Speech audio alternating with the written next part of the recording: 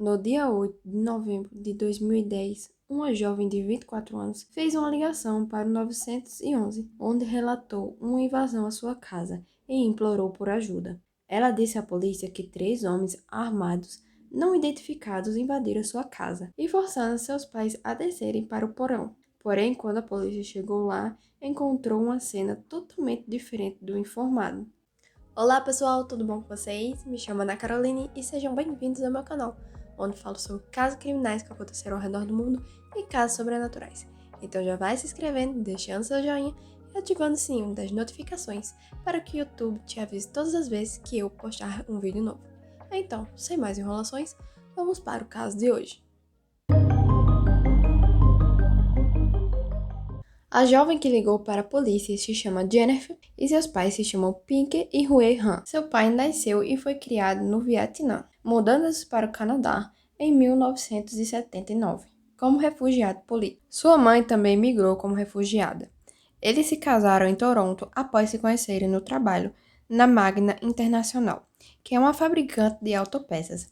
Huey trabalhava como fabricante de ferramentas e moldes, enquanto Pink fabricava peças para automóveis. Após se casarem, eles tiveram 2 filhos, chamados Jennifer e Felix. Huey e Bic eram bastante econômicos e em 2004 estavam financeiramente estáveis o suficientes para comprar uma casa grande, com garagem para 2 carros. Eles haviam acumulado mais de 200 mil dólares canadenses em economias, ou seja, financeiramente, eles não tinham problema algum. Eles estabeleceram muitas metas para seus filhos e tinham uma expectativa muito alta neles. Eles prepararam o terreno e seus filhos precisariam aperfeiçoá-lo. Jennifer, por exemplo, foi obrigada a fazer aulas de piano quando tinha apenas 4 anos, além de aulas de patinação artística, aonde treinava na maioria dos dias da semana. Ela até ia bem nas aulas e tinha esperanças de se tornar uma campeã olímpica. Isso até romper um ligamento do joelho. Jennifer frequentou uma escola secundária católica, onde tocou flauta na banda da escola. Seus pais a pegavam assim que as aulas terminavam, todos os dias, e monitoravam suas atividades extracurriculares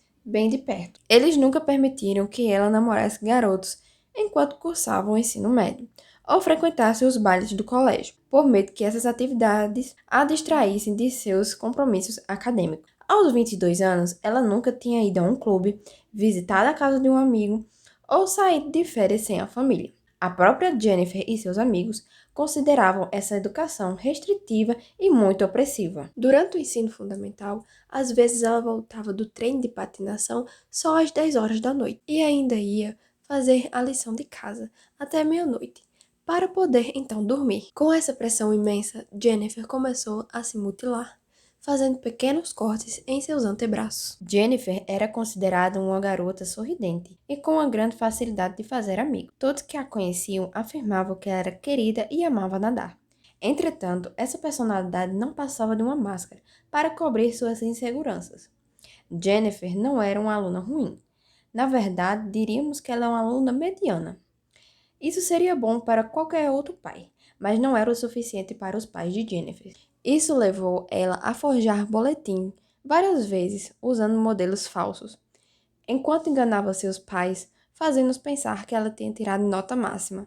Seu desempenho, apesar de mediano, levou ela a ser convidada por uma universidade. Mas como ela foi reprovada na aula de cálculo, a universidade retirou seu convite. Mas ela não teve coragem de contar isso para seus pais. Como ela não suportava ser vista como um fracasso, começou a mentir para todos os seus conhecidos, principalmente seus pais. Ou seja, ela bolou toda uma mentira para manter sua boa impressão e não falou que a universidade tinha retirado o convite. E todos os dias que ela saía para a suposta universidade, na verdade ela estava indo para cafés, ensinava como instrutora de piano e trabalhava em um restaurante para ganhar dinheiro. Ela chegou ao ponto de comprar livros didáticos de segunda mão e assistir a vídeos de farmacologia para ela criar cadernos com supostas anotações de aulas que ela poderia mostrar aos seus pais e assim manter a farsa de ser uma boa aluna. Jennifer não teve autorização dos seus pais para comparecer a nenhuma festa durante esse período que supostamente ela estava na universidade, justamente para não atrapalhar seu desempenho. Certa vez, Jennifer pediu permissão para seus pais para poder ficar perto do campo, na casa de uma amiga. Porém, ela ia ficar com seu namorado chamado Daniel, que ela conheceu no colégio. Ele era de ascendência chinesa e trabalhava em um restaurante chamado Boston Pizza. Daniel era um traficante ativo de maconha. Ele tirava notas baixas e não estava preocupado com o futuro. Os seus pais não faziam ideia dessa relação. Depois de mais de 2 anos, chegou a hora de Jennifer se formar. Então, ela e Daniel encontraram uma pessoa online para fazer uma transcrição falsa, para dizer que ela se formou. E quando chegou o dia da cerimônia de formatura, Jennifer falou para seus pais que sua turma era muito grande e com isso não tinha assentos o suficiente para todo mundo. E que os alunos que estavam se formando só tinham direito a chamar uma pessoa.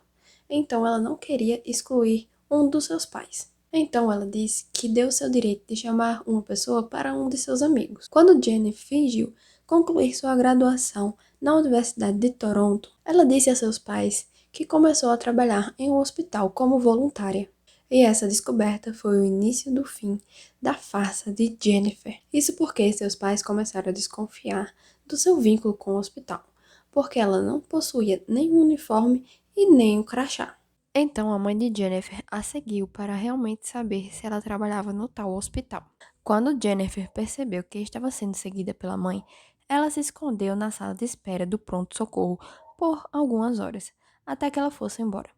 Porém, na manhã seguinte, ainda com aquela desconfiança de Jennifer, eles ligaram para a amiga que Jennifer dizia ficar lá e descobriram que, na verdade, Jennifer não ficava lá. Quando Jennifer finalmente voltou para casa, sua mãe a confrontou, e foi aí que descobriram a sua farsa. Como Roy era muito rígido, ele queria expulsar Jennifer de casa, mas a sua mãe o convenceu dela ficar. Jennifer então foi obrigada a se matricular em um curso de cálculo para obter seus créditos finais do ensino médio. Mais tarde, seus pais exigiram que ela se inscrevesse em uma faculdade. Ela ainda poderia ser técnica de laboratório em farmácia ou enfermeira, e disseram que ela deveria cortar todos os contatos com Daniel. Ela não poderia entrar na internet e nem utilizar o celular. Ela só poderia sair de casa para dar aulas de piano, e nesse período ela ainda conseguia ver Daniel. Às vezes ela conseguia ter acesso ao celular e fazia ligações para Daniel à noite. Mas com o tempo, Daniel cansou de tentar ter um relacionamento às escondidas com Jennifer, já que ela era tão intimidada e restrita por seus pais e só ouvia em segredo. Então Daniel terminou seu namoro com Jennifer e dias depois começou outro com uma garota chamada Christine. E na tentativa de reconquistar Daniel e desacreditar de Christine, ela falou que recebeu pelo correio um envelope com uma bala dentro e disse que foi uma advertência de Cristina para ela deixar Daniel em paz. Em 2010, ela se reconectou com Andrew, que era um amigo de sua escola primária. Ele se gabou de como roubava as pessoas com uma faca no parque próximo à sua casa. Então Jennifer contou a ele sobre o seu relacionamento torturante com seu pai. Então Andrew contou algo muito sugestivo para Jennifer. Ele disse que já havia considerado matar seu próprio pai, ideia que intrigou Jennifer, que começou a imaginar sua vida seria muito melhor sem seus pais por perto. Andrew apresentou Jennifer a um amigo de quarto chamado Ricardo, e durante o intervalo das aulas de piano, os três traçaram um plano para Ricardo assassinar Roy em um estacionamento do seu trabalho.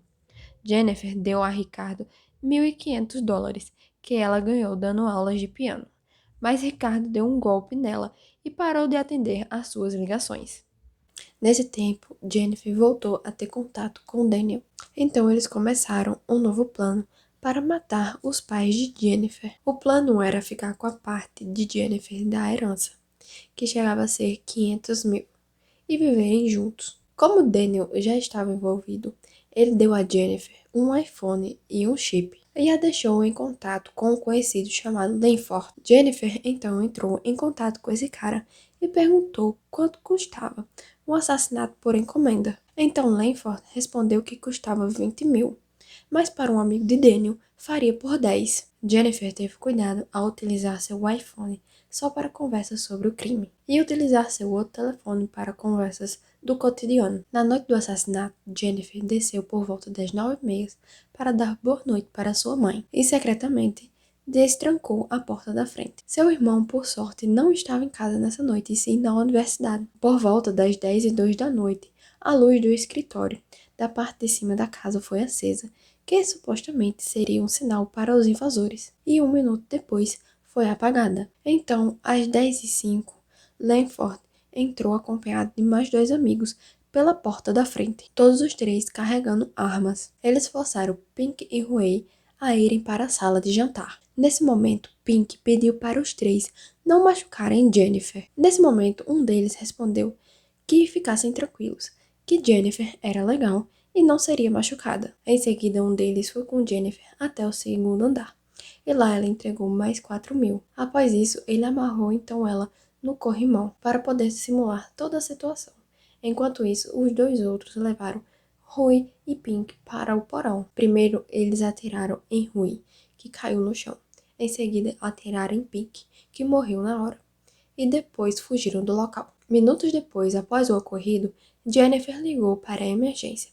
E nesse mesmo período de tempo, seu pai recobrou a consciência, conseguiu se arrastar pela escada e ir até a porta da frente, e logo encontrou seu vizinho, que ligou para o 911. A polícia interrogou Jennifer, e como ela já estava acostumada com suas mentiras, falou para eles que os homens entraram procurando por dinheiro. Amarraram ela ao corrimão e levaram seus pais para o porão da casa. 2 dias depois, após o assassinato, a polícia chamou novamente Jennifer para depor, e buracos começaram a surgir em seu depoimento. 4 dias após o assassinato, Rui, seu pai, acordou do coma induzido. Ele começou a se lembrar de tudo que aconteceu naquela noite e relatou tudo para a polícia. Ele se lembrava de como viu sua filha conversando baixinho com os invasores, como se fossem amigos, e que seus braços não estavam amarrados para trás enquanto era conduzida pela casa atrás do dinheiro. E 12 dias depois, após o ocorrido, Jennifer foi levada novamente para depor, e dessa vez foi usada uma estratégia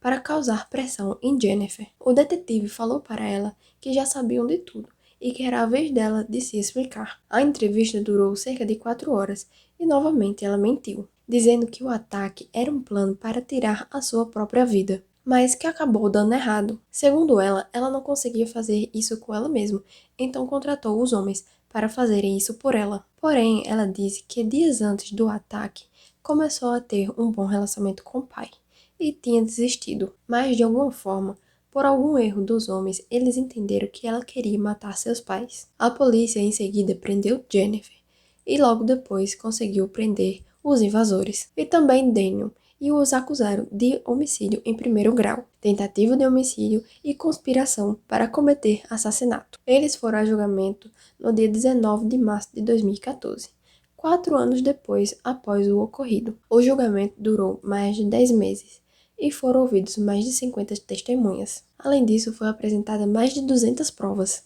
Jennifer tentava explicar as mensagens com os 3 assassinos, e Daniel tentava convencer o júri de que, embora ela realmente tivesse ordenado um golpe contra o pai, 3 meses depois, ela não queria mais nada disso. Ao fim do julgamento, Jennifer recebeu uma sentença de prisão perpétua sem liberdade condicional por 25 anos, pela tentativa de assassinato do seu pai. Além disso, ela recebeu outra sentença de prisão perpétua. Os outros participantes do assassinato receberam a mesma sentença. Quando o veredito de culpado foi dado, Jennifer não demonstrou nenhuma emoção. Mas assim que a imprensa saiu do tribunal, ela chorou incontrolavelmente. O pai de Jennifer não pode mais trabalhar devido aos ferimentos. Também sofre de ataques de ansiedade e insônia. Ele não suporta ficar em casa, então mora com parentes próximos. Já Félix, o irmão de Jennifer, mudou-se para a Costa Leste para encontrar trabalho em uma empresa privada de tecnologia e tenta escapar de ser um membro da família Pan. Ele sofre de depressão e tornou-se fechado.